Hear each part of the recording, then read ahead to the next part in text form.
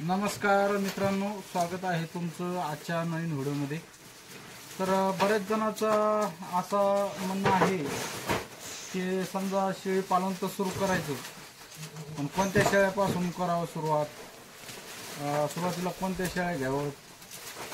तर मित्रांनो, आता ज्याच्या त्याच्या परिसरातले जे ते शेळ्यानुसार शेळ्याचं आता तुमच्या भागामध्ये ज्या शेळ्या अवेलेबल आहेत, समजा गावरान आहे का, शिरोळी आहे, शोधित आहे, अशा प्रकारच्या ज्या शेळ्या तुमच्याकडे शूट होतात त्या पद्धतीनं त्या शेळ्या तुम्ही घेऊ शकतात।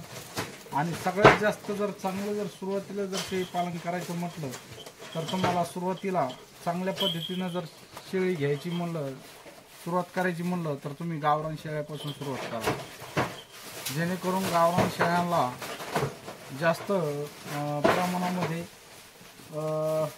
रोगाला पण बळी पडत नाही जास्त, आणि खायला पण काही कडबा काळी काही कचरे खातात। बाकीच्या शेळ्यांना तुम्हाला पूर्ण टेक्निकल करूनच शेळी पालन सुरू करावं लागतं, खुराक ठेवावं लागतं। यांना खुराकाचं पण तुम्ही द्याला, खुराक द्याला, नाही जरी दिला तरी पण ह्या शेळ्या फिरून आल्या की आबाद राहतात। तुम्हाला जर बंदिस्त शेळी पालन करायचं असलं तर ह्या शेळ्या पण गावरान पण बंदिस्त होतात, थोडा वेळ लागतो गावरान बंदिस्त व्हायला शेळ्या, कारण की त्यांना एवढं हे नसतं, फिरस्ती शेळ्या असतात त्या, पण शूट व्हायला थोडा वेळ लागतो, पण होतात। गावरान शेळ्यामध्ये कसं आहे, त्याच्यामध्ये गावरान जर शेळी घेतली तुम्ही तर ह्या रोगाला बळी पडत नाही। त्याच्यानंतर यांना खुराकाचं काही मेडिकलचं काही नाही, मेडिकलचं पण एवढा काही विषय राहत नाही। त्याच्यामुळे हे चांगल्या पद्धतीचं आहे। आणि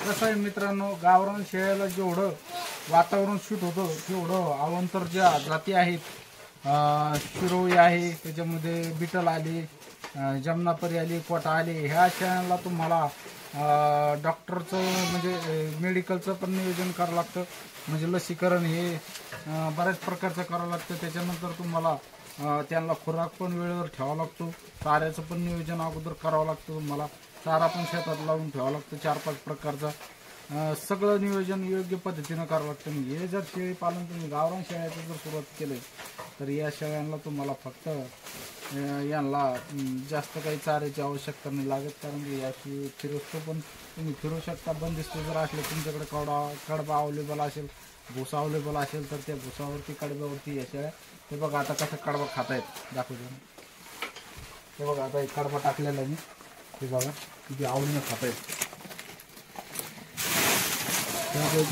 आणि याला दुपारी मी पहाटेची शेंडी टाकलेली, खूप आवडीनं खाल्ली त्यांनी। शेळ्या बकरं एकदम चांगल्या क्वालिटीचे आहेत बघा तुम्ही, आणि यांना आपण बंदिस्त केलेलं आहे। हे असे फिरस्ते घेतले तर एक शेळ्या आपण, तर त्यांना आपला जवळपास 4 वर्ष झाले तर आपल्याकडे या शेळ्या आहेत। 4 वर्षापासून या 4 शेळ्या आहेत। ही 5वी शेळी आता घेतली मी, 2 बोकड याच्या खाली, तो एक बोकड, हा एक बोकड, 2 बोकड आहे। 17,000मध्ये गावरान शेळी घेतली होती आपण। सगळ्या गावरान आहेत। अवांतर जातीचं जर सुरुवात करायची म्हणलं तर त्याला पूर्ण स्टेप बाय स्टेप नियोजन करावं लागतं आपल्याला।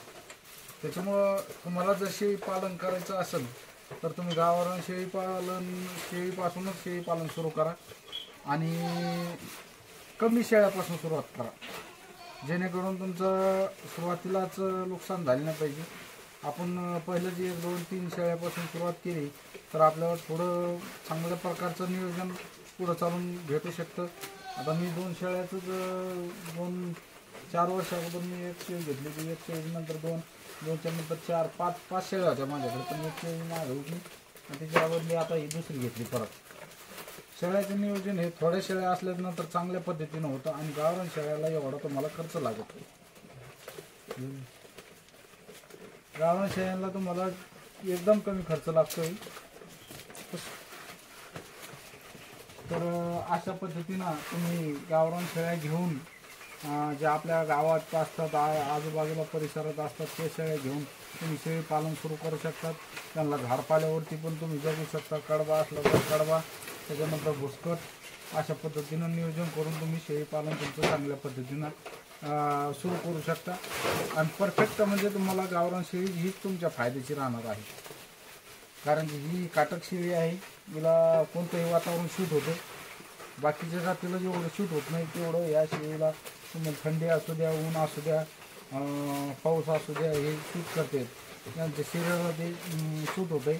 बाकीच्या शेळ्यांना तुम्हाला स्टेप बाय स्टेप चांगल्या पद्धतीनं नियोजन करावं लागेल.